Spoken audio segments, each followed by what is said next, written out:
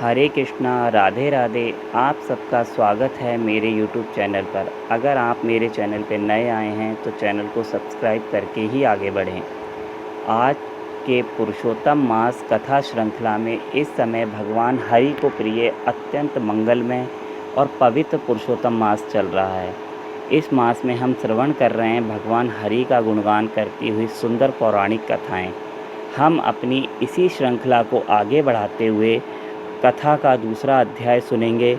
बोलिए विष्णु भगवान की जय। तो सूत जी बोले, हे मुनियों, जब राजा परीक्षित गंगा तट पर पहुँचे तब भगवान सुखदेव जी ने उन्हें श्रीमद् भागवत की अमृतमयी कथा सुनाई। उस कथा को सुनकर राजा परीक्षित को मोक्ष प्राप्त हुआ। उस दिव्य दृश्य को देखकर और वहाँ के पुण्य वातावरण का अनुभव कर मैं यहाँ आप सबके यज्ञ का दर्शन करने आया हूँ। आप जैसे ब्राह्मणों को देखकर स्वयं को धन्य मानता हूँ।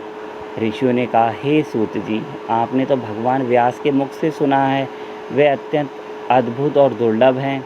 कृपया करके हमें वही कथाएं सुनाइए जो जीवन का सार हों, जो मन को शांति दें और जो अमृत से भी बढ़कर हितकारी हों। सूत जी विनम्रता से बोले, मैं तो साधारण हूँ, परंतु आप महान ऋषि मुझसे प्रश्न कर रहे हैं, यह मेरा सौभाग्य है। जो कुछ मैंने अपने गुरु व्यास जी से सुना है वही मैं आपको सुनाता हूँ। इसके बाद सूत जी ने एक पुरातन प्रसंग सुनाया। उन्होंने बताया, एक बार देवर्षि नारद बद्रीनाथ के समीप स्थित नर नारायण के आश्रम में पहुँचे। वह आश्रम अत्यंत पवित्र और दिव्य था। वहाँ अनेक तपस्वी, सिद्ध और देवता निवास करते थे। चारों ओर हरियाली, फल फूल से लदे वृक्ष और पवित्र गंगा व अलकनंदा की धरा उस स्थान को और भी सुंदर बना रही थी। नारद मुनि ने वहां पहुंचकर भगवान नारायण को साष्टांग प्रणाम किया। भगवान नारायण गहन तप में लीन थे। उनके तेज से समस्त वातावरण प्रकाशित हो रहा था। उन्हें देखकर नारद जी ने अत्यंत श्रद्धा और प्रेम से उनकी स्तुति की। नारद जी बोले, हे देवों के देव, हे जगन्नाथ, आप कृपया करके सागर हैं। आपका तप संपूर्ण प्राणियों के कल्याण के लिए है। कलयुग में जीव अज्ञान और विषयों में फंसे हुए हैं।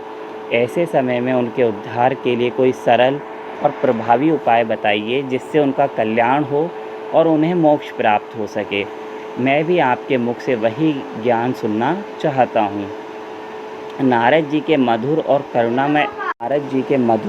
करुणामय वचनों को सुनकर भगवान नारायण प्रसन्न हुए और बोले, हे नारद, तुम भगवान की महिमा को जानते हो, फिर भी लोक कल्याण के लिए पूछ रहे हो। यह बहुत उत्तम है। मैं तुम्हें एक अत्यंत पुण्यदायक रहस्य बताता हूँ। यह है पुरुषोत्तम मास का महात्म्य। भगवान नारायण ने कहा, यह पुरुषोत्तम मास अत्यंत पवित्र है। इसके स्वामी भगवान पुरुषोत्तम हैं।